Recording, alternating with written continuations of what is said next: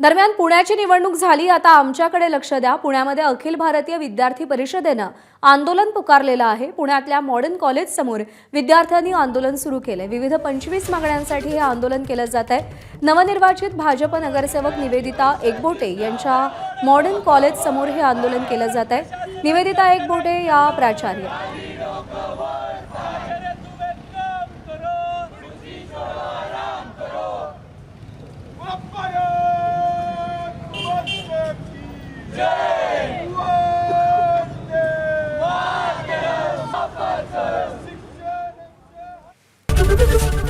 ABP माझा, उघडा डोळे बघा नीट।